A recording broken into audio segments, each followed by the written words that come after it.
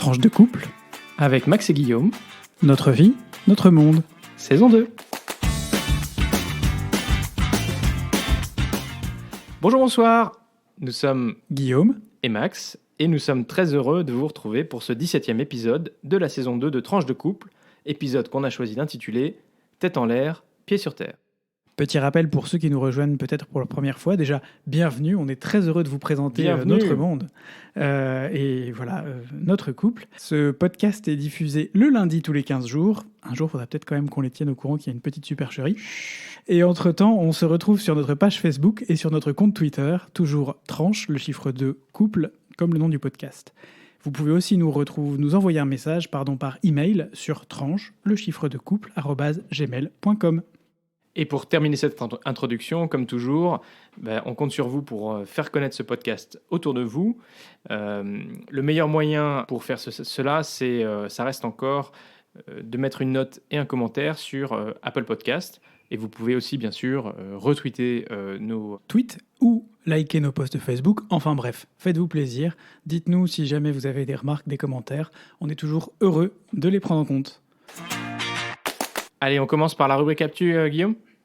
Eh bah oui, ça va vous paraître étonnant, mais on ne résiste pas à vous parler sport aujourd'hui. Oh, bah oui, pas parce qu'on a repris la course hier et qu'on s'en est toujours pas remis et qu'on a mal partout et qu'on en a pour plusieurs jours, mais plutôt parce que cette semaine, on a vu un petit ange passer dans le ciel du football européen et partir trop tôt, malheureusement. Petit ange, pardon. Oui, genre vraiment trop tôt, genre beaucoup trop tôt. Vous nous voyez venir ? On va revenir en effet sur la Super League de football. Tadam ! Ça pète comme ça, hein, c'est beau. Pour faire court, tel le gazon du terrain de foot, il existe en Europe une compétition pan-européenne qui regroupe chaque année 32 participants, organisée par l'Union européenne de football association, qui est par ailleurs l'instance de référence du foot en Europe. C'est la Ligue des champions. Vous vous souvenez de cet hymne sur la musique de Handel, Zadok the Priest, ta ta ta ta. On s'emballe, anglais. Hein ? On s'emballe.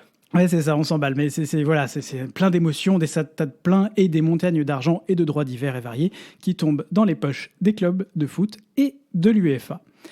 Et c'est un peu ce qui a motivé 12 clubs à annoncer en grande pompe le 19 avril dernier la création d'une Super League composée globalement de quasiment tous les meilleurs clubs européens, plus 4 clubs sélectionnés chaque année en fonction des résultats, et qui se finirait, elle aussi, en grande pompe, à la fin de la saison, par une finale brillante, du suspense, tout ça, et surtout la possibilité pour les clubs d'encaisser directement les revenus sans passer par la case UEFA.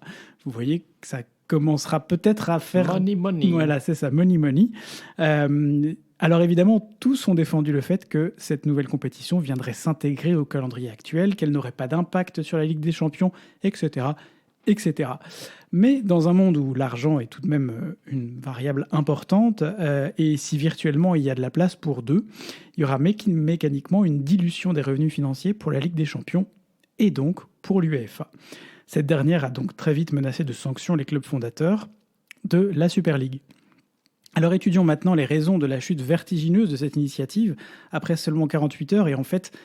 il faut savoir que lundi soir, déjà, les 6 clubs anglais qui participaient, 6 sur 12 donc, ont annoncé leur retrait. Pour les supporters anglais, dont on sait absolument, ouais, c'est assez désastreux, on sait qu'ils sont attachés à un football égalitaire qui permet à un maximum de clubs de participer. L'Angleterre, c'est le terreau du foot, c'est là que ça a été créé. C'était un affront, et ils n'ont pas manqué de le faire savoir en lançant des manifestations en ligne et sur les réseaux sociaux, mais aussi devant les sièges ou les stades des clubs impliqués. Je vous invite à ce sujet à regarder la mini-série de Netflix The English Game, qui retrace un peu l'origine du football et de son organisation en Angleterre. Enfin bref, revenons à nos supporters. Les 10 supporters ont donc mis déjà une première partie de pression sur ces clubs en montrant que eux avaient aussi un pouvoir, en tout cas de nuisance, et qu'ils pouvaient, si jamais ils se retiraient. On sait qu'il y a des associations et de supporters qui sont extrêmement puissantes, y compris au niveau financier, puisqu'elles peuvent, une partie des finances des clubs viennent aussi de la billetterie de ces supporters. Voilà, donc ça c'est qu'un football sans supporters. Et puis qu'un football sans supporters et que pour l'argent, ce n'est pas un football. Et encore une fois, on en revient un peu aux racines. La deuxième raison, ou les deuxièmes raisons, ce sont des raisons politiques et financières, évidemment. On garde toujours les pieds sur terre. Venu de Russie ou d'Arabie Saoudite. Chelsea, club dont le propriétaire n'est autre que l'oligarque russe Roman Abramovitch, aurait subi des pressions de Moscou en raison de l'implication de la société russe Gazprom détenu à 51% par l'État russe, qui est aussi, s'avère être le sponsor principal de la Ligue des Champions. Vous voyez venir le petit souci, là. Et quant à Manchester City, bon, c'est une piste qui est jugée peu crédible dans les médias, mais pas complètement impossible. La piste serait que le club, détenu par un fonds d'investissement des Émirats Arabes Unis, aurait finalement renoncé, car une partie du financement de la nouvelle compétition viendrait indirectement via la banque JP Morgan, d'Arabie Saoudite. Ouais, c'est un peu capillotracté, mais on est quand même dans un domaine où tout est très lié finalement. Et certains poussent même à expliquer cette fameuse logique des Émirats Arabes Unis jusqu'à expliquer l'absence du PSG pour les mêmes raisons. Sauf que c'est très fragile, y compris géopolitiquement, puisque le PSG est détenu essentiellement par le Qatar, qui n'est pas au top de ses relations avec les Émirats Arabes Unis ces dernières années. Bon, on y reviendra peut-être ou pas dans un prochain épisode. En tout cas, petit ange parti trop tôt, tu vas nous manquer. Et est-ce qu'il n'y avait pas aussi une question aussi de la fatigue des joueurs et de la surconsommation des joueurs? Parce qu'on se souvient que déjà il y a quelques années, les compétitions nationales, Ligue des Champions, la préparation de la Coupe du Monde, les Jeux Olympiques, tous les ans c'est la même chose. Et donc finalement avoir une nouvelle compétition avec la Super League, ça aurait carrément cramé les joueurs. Finalement, il y a assez peu de joueurs qui sont montés au créneau eux-mêmes. On peut citer Kevin De Bruyne, un joueur de belge qui joue, je crois, à Manchester City d'ailleurs, ou Manchester United, qui est monté au créneau, mais plutôt dans un but d'apaiser un peu les tensions qui sont nées du coup de l'arrivée de cette Super League. J'ai pas vu cet argument beaucoup repris dans les médias, mais comme tu le dis, c'est quand même quelque chose qui revient assez régulièrement et qui aurait fini par peser de toute façon dans la balance. Ce qui explique aussi pourquoi peut-être finalement l'UEFA avait menacé d'empêcher les joueurs qui étaient dans les clubs de la Super League de jouer dans les ligues nationales. Aussi, et ça prouve aussi que l'UEFA derrière est quand même un pouvoir assez monstrueux sur les instances du football européennes. Pareil, je ne suis pas sûr qu'on y reviendra, mais voilà, ça fait partie des choses. Enfin bon, des pieds sur terre, Max, est-ce que tu veux nous envoyer dans les étoiles? Ah oui, alors aujourd'hui, deuxième actu, je vais vous parler de l'espace. Et parce qu'aujourd'hui, donc 24 avril, après 23 heures de voyage, Thomas Pesquet et 3 autres astronautes partis la veille de Cap Canaveral en Floride se sont arrimés à la Station spatiale internationale. C'est toujours un événement intéressant et grâce en fait à Internet et notamment grâce à la NASA et SpaceX, on peut aussi suivre ça en direct sur YouTube, donc c'est assez chouette. Ça fait rêver, hein. Coucou la mer de Poitiers. Alors, c'est le deuxième voyage dans l'espace pour l'astronaute Thomas Pesquet, qui est un astronaute de l'Agence spatiale européenne de nationalité française. Cocorico, on ne manque pas ce petit clin d'œil. Alors, son premier vol avait été à bord du vaisseau russe Soyouz, et cette fois, il a rejoint la station spatiale internationale, l'ISS, à bord du vaisseau Dragon du constructeur américain SpaceX, qui, pour la petite histoire, est une autre des entreprises fondées par Elon Musk, celui qui a aussi fondé Tesla. D'ailleurs, cette entreprise a été fondée en 2002, donc assez récemment, et c'est assez incroyable les succès que SpaceX a réussi à avoir en ce laps de temps finalement assez court. Deuxième anecdote, pour ceux qui ont assisté au lancement qu'on a pu voir donc sur YouTube, vous avez pu assister au retour sur Terre du premier étage de la fusée, environ 5 minutes après qu'elle se soit détachée, ce qui est tout à fait impressionnant. Et tout ça, on a pu le suivre en direct. Et oui, le premier étage de la fusée, effectivement recyclable, et c'était pas son premier vol. Alors ce premier étage, c'est celui qui permet de décoller de la Terre, donc qui donne la poussée initiale, et dans lequel il y a 9 moteurs qui brûlent cette poussée initiale en seulement 162 secondes. Donc vous verrez que c'est quand même pas beaucoup. Mais je pense que tu dois flipper quand même pendant 162 secondes. Ouais. Parce qu'ils sont assis sur une montagne de pétrole. Exactement. Et donc en fait, c'est le deuxième étage qui donne la poussée supplémentaire qui permet d'atteindre l'orbite. Alors, Pour Thomas Pesquet, c'est une mission un petit peu extraordinaire aussi parce que il aura l'honneur de commander la Station spatiale internationale durant la deuxième partie de sa mission, ce qui est une première pour un astronaute de nationalité française. Alors durant cette mission, qui s'appelle Mission Alpha, qui durera 6 mois, près de 232 expérimentations scientifiques seront conduites. Et oui, parce qu'on l'oublie souvent, mais la mission première dans l'ISS, c'est de conduire des expériences scientifiques qui pourront avoir des applications sur Terre, mais surtout et avant tout pour de futures missions spatiales sur la Lune ou sur Mars, par exemple. Et puis, il y aura aussi 4 sorties extra-atmosphériques, c'est-à-dire que un astronaute ou plusieurs astronautes sortiront de l'ISS pour être vraiment dans l'espace. Et on rappelle quand même que cette station vole à une vitesse de 400 km/h, donc c'est quand même pas rien. Et puis que si ce qui te retient à la station spatiale était coupé, à ce moment-là, c'est fini, bye bye quoi. Donc c'est pas rien. Non mais n'y pensez pas. Je vous vois déjà visualiser cette image. Non, vous ne la visualisez pas. Vous gardez l'image de rêve de l'astronaute relié à sa station spatiale internationale. Ça n'est jamais arrivé jusqu'à aujourd'hui qu'un astronaute en vrai se détache. Exactement. Non, toutes dizaines les précautions, de blockbusters américains ou russes qui nous ont fait le coup, mais en réalité, ça n'est jamais arrivé. Et donc ces sorties extra-atmosphériques, c'est quand même quelque chose d'assez extraordinaire. Et cette fois, donc l'enjeu, ce sera de moderniser les panneaux solaires de l'ISS qui sont de fait un peu vétustes. Voilà, alors on espère surtout que Thomas Pesquet nous régalera encore une fois de magnifiques photos de la Terre, comme il l'avait fait lors de sa première mission à bord de l'ISS. Et on vous encourage à suivre son Twitter, @tom_astro, pour ce faire. Et moi, je rappellerai peut-être juste cette petite citation, puisque en fait, le décollage de la fusée a été reporté de 24 heures, et Thomas Pesquet a cité un de ses illustres prédécesseurs américains, Buzz Aldrin, en disant qu'il lui avait donné 2 conseils lorsqu'il est devenu astronaute: respecte tes aînés et apprends la patience. La sécurité avant tout. Je crois que tout est dit. Patience, sécurité, respect de ceux qui sont passés avant nous. C'est on souhaite tout le meilleur à Thomas là-haut et aux équipages qui sont montés avec lui. Alors, on fait le dernier point d'actu avec un point belgitude aujourd'hui, Guillaume ? Bah non, en fait, si, mais non, mais en fait si, mais enfin bref, ce sera plus un point francitude. Je sais pas trop si ça existe, mais ça m'a un peu fait penser à du surréalisme à la belge cette histoire, puisque à Paris, il y a une histoire cette semaine d'un carrefour, d'un croisement infernal où 5 rues se croisent et où après la pose d'une nouvelle signalisation, on pouvait arriver en voiture depuis une des rues, mais on ne pouvait ne prendre aucune des 4 autres rues, sauf à être un vélo, une trottinette, un riverain ou un camion de livraison. #camouflage.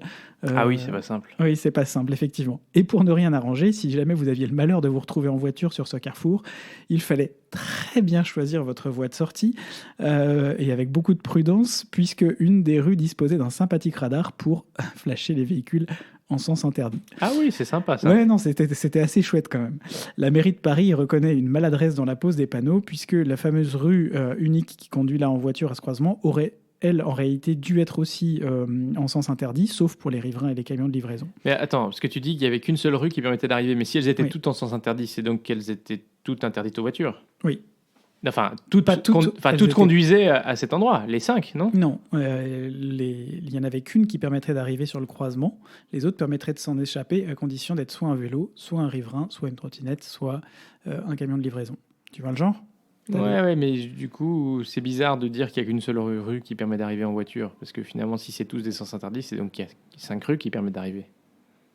Non, c'est compliqué, hein, c'est compliqué. Allez voir les vidéos. Mais en fait, non. Mais on vous mettra la vidéo en ligne. Enfin bref. On s'était dit que c'était un point un peu surréaliste qui était assez sympathique aujourd'hui, puis pour changer après un petit peu de la belgitude aussi. Et puis, ça tient pas à grand-chose. Et le journal La Libre Belgique nous rappelle quand même que la même chose s'est produite à Bruxelles il y a 5 ans, sans rancune du coup. Ah oui, ok. Bah écoute, voilà, on a compris pourquoi il y avait le point belgitude. Alors on passe à notre rubrique vie de couple. Il y a 2 épisodes, on vous avait parlé d'une lettre qui nous avait beaucoup touchés. Et on vous avait dit, comme on venait juste de la découvrir au moment où on enregistrait le podcast, qu'on reviendrait là-dessus. Alors Guillaume, c'est parti, c'est à toi. Absolument, c'est toi qui avais d'ailleurs introduit le sujet. C'est une lettre que tu as, pour rendre à César ce qui est à César et à Max ce qui est à Max, que tu as découverte un peu fortuitement sur Facebook via nos réseaux. Sur Twitter Sur Twitter Ou sur Non, Facebook sur Twitter. Enfin bref, sur les réseaux sociaux. On y passe beaucoup de temps. On y passe pas mal de temps, ouais. C'est un appel lancé par un groupe de parents catholiques d'enfants homosexuels, LGBT en tout cas, intitulé sobrement « Reconnaissance ». On vous en a brièvement parlé il y a 15 jours. C'est un appel rédigé fin 2020 et envoyé à l'ensemble des évêques de France le 19 mars 2021, le jour de la fête de la Saint-Joseph. On rappelle d'ailleurs à toutes fins utiles que cette année 2021 est dédiée à Saint-Joseph qui, dans la tradition catholique, veille sur les familles. Et, en théorie, toutes les familles. L'appel s'ouvre sur le rappel que, selon le cardinal Mario Grech, qui est secrétaire du synode des évêques, ce n'est pas la famille qui est subsidiaire à l'Église, mais bien l'Église qui est subsidiaire à la famille. En gros, ce n'est pas à la famille de s'adapter à l'Église, mais c'est à l'Église de s'adapter à la famille. Je réduis, voilà, c'est un peu résumé, mais c'est vraiment l'idée qu'il y a derrière cette affirmation, cet extrait d'une interview. Dans la lettre s'ensuit une série de questionnements. La dignité de la personne homosexuelle est-elle bien prise en compte aujourd'hui par la doctrine de l'Église ? La capacité à recevoir la vie de Dieu en abondance et à annoncer la résurrection du Christ est-elle bien reconnue à ces personnes ? Et la longue lettre aborde ensuite la question des limites de l'acceptation empirique, les tabous, l'ignorance, mais aussi le chemin de l'acceptation possible et l'espérance pour tout le monde. C'est une lettre qui nous a beaucoup touchés parce qu'en fait, elle a résumé, alors d'un point de vue de parents, tu m'arrêtes Max si je me trompe, mais d'un point de vue de parents, ce que nous, en tant qu'homos et cathos, on a aussi ressenti. C'est-à-dire qu'on est dans une église qui est... Enfin, on est dans une église... On entend beaucoup parler d'une église très doctrinale, beaucoup dans la doctrine, et assez peu sociétale, assez peu dans la société. Et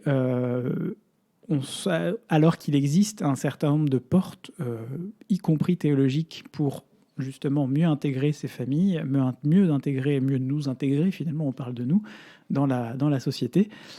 Toutes ces portes en question, elles ne sont pas énormément ouvertes par le Vatican et par un certain nombre d'églises. Alors on peut comprendre, en fait, ce qu'il y a derrière aussi, c'est qu'on parle de l'église catholique et apostolique dans le credo universel, catholique et apostolique dans le credo. De fait, on a effectivement l'Église de Rome, mais on se rend compte aussi sur le terrain, nous c'est l'expérience qu'on a vécue aussi dans les différents endroits où on est passé, que d'une église à l'autre, d'un pays à l'autre, d'une paroisse à l'autre, les façons de faire sont différentes.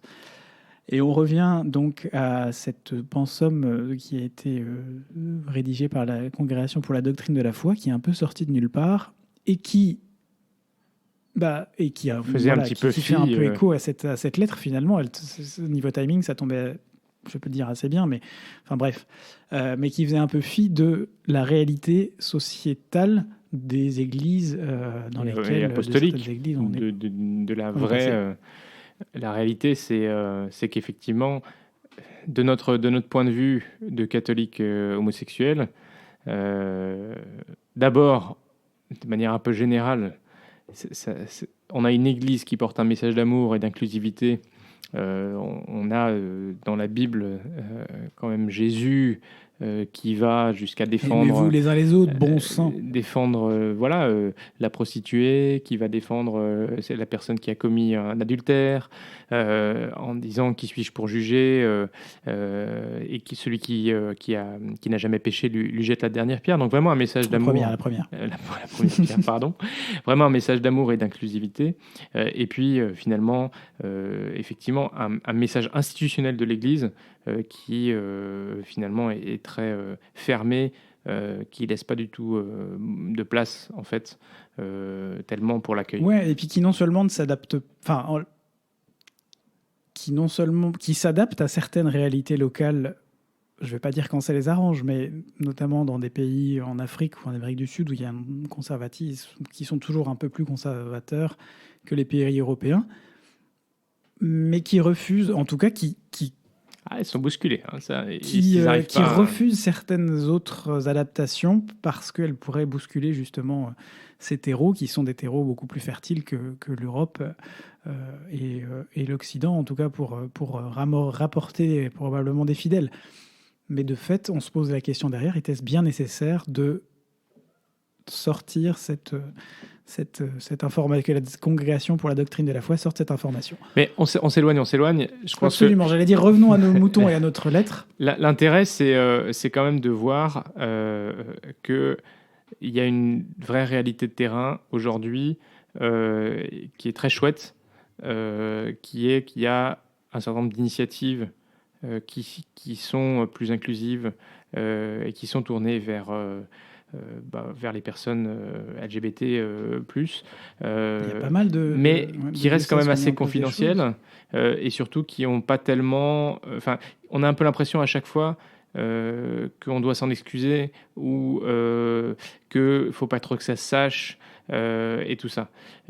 Et donc, finalement, cette lettre, elle vient un petit peu mettre les pieds dans le plat en interpellant les autorités de l'Église française, les évêques, puisqu'elle est adressée aux évêques. Oui, on parle bien d'une lettre adressée aux évêques de France. On aimerait qu'à l'occasion de cette année de la famille, on puisse travailler sur cette question-là.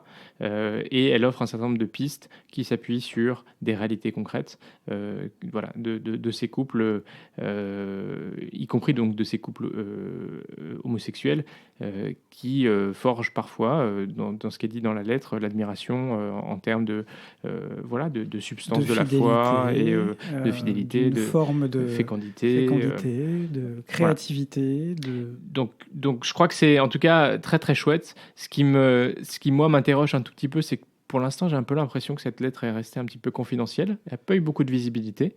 On va changer ça. Je suis sûr que du moment où on va publier ça sur Tranche de Couple, ça va faire un buzz mais monstrueux. On compte sur vous. Hein. Et puis surtout, j'espère qu'elle ne restera pas lettre morte. Et qu'il y aura une réponse, c'est beau ce que tu dis. une réponse des évêques, même si on a vu à l'occasion, peut-être c'est là encore refaire le lien avec la récente polémique sur la publication de la doctrine, Congrégation pour la doctrine de la foi, on a vu un clergé français peut-être plus réservé ou plus conservateur dans sa réaction que d'autres. On a surtout clergés. Entendu un silence assourdissant. Oui, c'est ça. Le seul qui a osé l'ouvrir a démissionné de son poste quelques jours après ou quelques jours avant, selon les... Et donc c'est clair que là, pour le coup, quand on regarde par rapport à la Belgique ou à l'Allemagne, par exemple, ou même la Suisse, la Suisse quand même. La Belgique, l'Allemagne, la Suisse, l'Autriche. On peut quand même se dire qu'il serait temps que la France évolue, en tout cas réfléchisse sur ces questions-là. Moi, je dirais effectivement qu'il serait temps que la France commence au moins à réfléchir. On sait que les évolutions, on ne changera pas l'Église du jour au lendemain, mais peut-être commencer effectivement à réfléchir sur le sujet. Il y a des initiatives au niveau local qui existent. On sait que par exemple dans le diocèse de Grenoble ou dans plein d'autres diocèses, ils ont mis en place des associations, des accompagnements des parents et des personnes homosexuelles aussi. C'est un super début. Alors, quand on parle d'accompagnement, on est bien d'accord qu'on ne parle pas de thérapie de conversion parce que c'est encore autre chose. C'est encore un autre sujet dont on pourra vous parler à l'occasion. Mais on parle vraiment d'accompagnement pour intégrer dans l'Église ces personnes telles qu'elles sont, sans chercher à les changer. Et au-delà des initiatives spécifiquement dédiées à ces personnes-là, et je pense qu'il en faut et il en faudra parce que quand on se découvre et qu'on fait le chemin vers l'acceptation de qui on est en tant que personne homosexuelle et qu'en même temps on est catholique, c'est pas simple. Réconcilier les deux de base, vu justement cette position institutionnelle de l'Église, c'est un chemin qui n'est pas simple et donc il faut probablement avoir ces approches pastorales dédiées. Mais ce qu'on aimerait aussi, c'est finalement que les personnes homosexuelles et les couples homosexuels puissent être intégrés comme ils sont dans les pastorales qui sont ouvertes à tous. Et donc, quand il y a des retraites pour couple, qu'ils soient que les couples homo puissent être invités, bienvenus, au même titre que les couples hétéros. Et ça, je crois qu'il y a encore un peu de chemin à faire, parce que on est sur la première marche. Il commence à y avoir des initiatives, et c'est très bien, à destination spécifiquement des populations LGBT+, mais l'intégration dans la pastorale plus large, ouverte à tous, ça, je pense qu'on est encore quand même assez loin. Absolument. Ouais, non, c'est encore un sujet. On n'en a pas fini de vous en parler. J'espère qu'on ne vous lasse pas d'en parler, mais pour nous, c'est aussi un sujet important parce que ça fait quand même partie de notre vie de couple pour le coup. Et En même temps, ceux qui écoutent notre podcast, ils savent à quoi s'attendre aussi. Hein. oui, On n'a pas caché dès le départ que c'était le podcast d'une vie de couple homo, de couple homo-catho et pratiquant. Et donc, voilà, ça fait partie de de qui on est. Tu veux peut-être nous raconter, juste pour passer à un autre sujet, du coup, notre petite escapade maritime, puisque voilà, on a passé une super journée. Et oui, le week-end dernier, on a profité du beau temps. Alors, il faisait relativement frais, mais néanmoins, il faisait quand même très très beau, pour faire quelque chose qu'on n'avait pas fait depuis longtemps, c'est-à-dire sortir de Bruxelles. Alors on a la chance que notre confinement dans les Ardennes, c'est autre chose. Oui, c'est vrai. On a la chance que notre confinement en Belgique nous permette de voyager dans tout le pays. Bon, vous me direz, la Belgique, c'est un peu plus petit que la France, donc voilà, ça limite quand même la distance qu'on peut parcourir. Mais néanmoins, du coup, on a été se balader une grosse après-midi, on va dire, à la mer, donc sur la côte belge, comme on dit ici, à la côte. Dans un des nombreux villages ou petites villes qui bordent cette côte belge. Et donc là, ça s'appelle Le Coq, des Han, hein, puisque c'est dans la partie flamande de la Belgique. Spoiler alerte, juste pour vous dire que les 4 astronautes de Dragon viennent de rentrer dans la Station Spatiale Internationale. Magnifique. Tadam. Surtout quand ils vont écouter ce podcast cette semaine ou plus tard. Spécial cast du Thomas, si tu nous entends. Et donc, on a choisi d'aller à cet endroit-là parce que, en fait, c'est un des endroits les moins bétonnés. La côte belge n'a pas une très bonne réputation en termes de jolis paysages, nature, environnement, tout ça. Donc on a fait une petite escapade purement belge. Nous avons déjeuné en mangeant des frites, en prenant des frites aux frites-côtes, donc la baraque à frites. Et puis après, on a été se balader sur la plage en fait, puisque la côte belge, c'est une succession de plages qui ne s'interrompt pas. Et par conséquent, on a quand même fait 12 km à pied. Et du coup, c'était très très chouette. Ça nous a fait beaucoup de bien de prendre le soleil, le grand air, et puis de sortir. Alors forcément, il y avait un petit peu de monde sur la route à l'aller et au retour, mais voilà, c'était chouette. Absolument, ouais, non, c'était un bon moment. Voilà, vous voyez, on arrive à sortir, on parlait de la routine, on arrive à en sortir aussi de notre routine. Je tiens quand même à préciser que jusqu'à maintenant, on avait réussi à faire un podcast entier sans parler de Covid. Et que j'étais assez fier, parce que ça fait longtemps que ça n'était pas arrivé. Là, on va vous en parler, mais c'est quand même pour une chouette initiative. Donc Max, est-ce que tu veux nous parler de Covid Tracker et vite ma dose? Ça fait un peu de junkie, ça, quand même. Alors, effectivement, on souhaitait vous parler de ces deux initiatives parce que on trouve ça vraiment chouette. Alors, Covid Tracker, c'est un site web qui a été créé par Guillaume Rosier, qui est ingénieur en informatique, spécialisé dans le traitement de masse de données, qui a 24 ans. Et de sa propre initiative, il a lancé le site Covid Tracker pour suivre l'évolution de la pandémie en France et puis dans le monde. Alors du coup, il a rassemblé une équipe de bénévoles qui, comme lui, passent une grande partie de leur temps libre pour faciliter la mise à disposition et donc la compréhension des chiffres liés à la pandémie. Alors bien sûr, ceci n'est possible que grâce à la mise à disposition par les autorités publiques des données, ce qu'on appelle en open data, ce qui a pris un petit peu de temps, ce qui n'a pas été simple, mais qui aujourd'hui fonctionne extrêmement bien.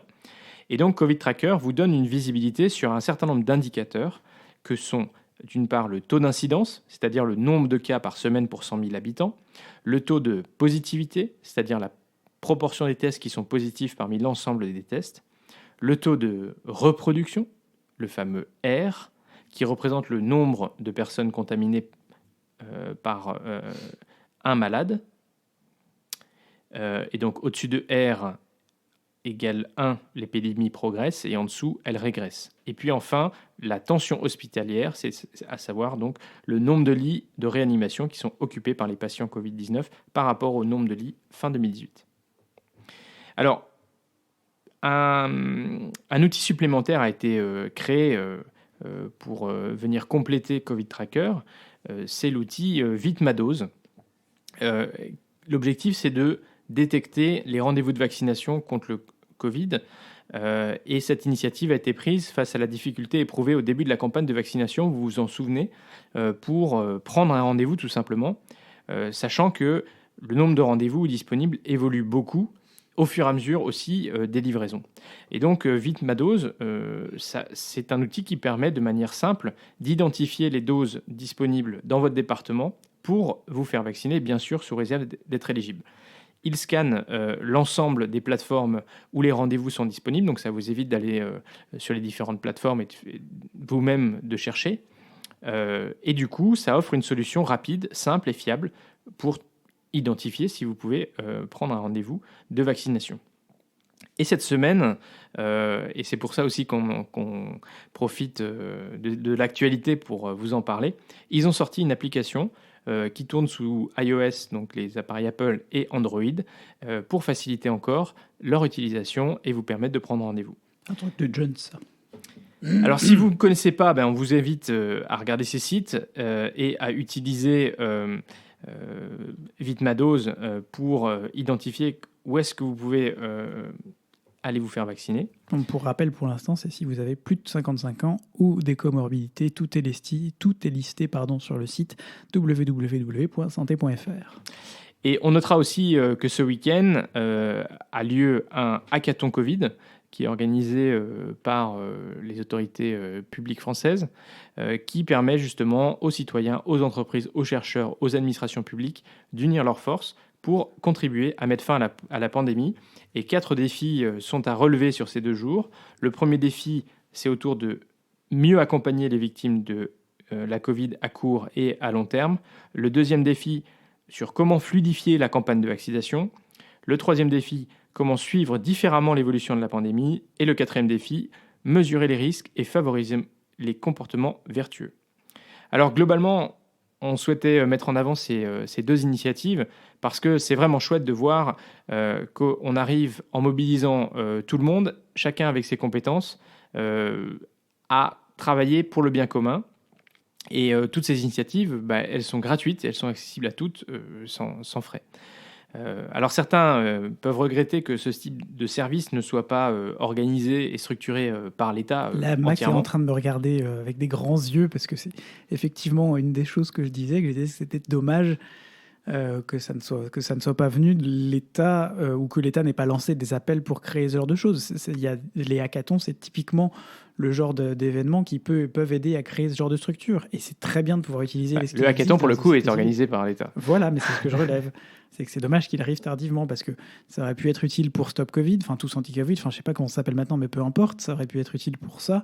C'est des idées, comme disait feu Valéry Giscard d'Estaing, en France on n'a pas de pétrole, mais on a des idées. Voilà. Non mais exactement, mais c'est là où je pense qu'il faut arriver à faire on pourrait dire effectivement comme au Royaume-Uni que Covid Tracker par exemple ça aurait dû être fait par l'État. Ou que Vite ma dose par exemple aurait pu aussi être fait par l'État. Mais moi, ce que je trouve super intéressant, c'est que finalement, aujourd'hui, il y a beaucoup de compétences qui existent, un peu partout.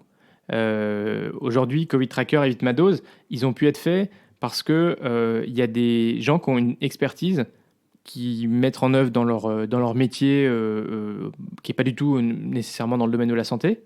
Et grâce à leur expertise et en étant un petit peu coordonnés, ils ont réussi en fait à sortir ces outils pour le bien commun et donc gratuitement par du bénévolat. Et je trouve que c'est vraiment chouette de pouvoir aussi impliquer l'ensemble de la société civile.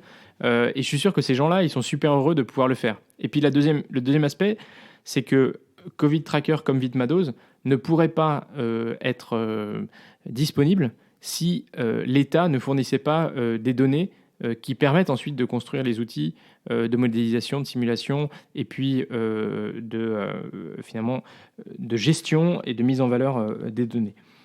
Et donc, voilà, donc je trouve ça plutôt chouette, même si c'est vrai, on aurait pu attendre à ce que les autorités publiques aillent plus vite et puis peut-être facilitent déjà un certain nombre de choses.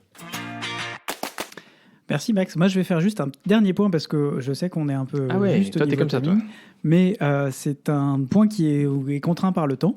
Je voudrais signaler l'initiative Chef Extraordinaire, qui est la création du premier média gastronomique et inclusif. On vous avait parlé des restaurants inclusifs. Donc nous, on a le 65 degrés ici à Bruxelles. Vous avez la chaîne Café Joyeux en France. Et puis, vous avez le restaurant Le Reflet qui est présent à Paris et à Nantes.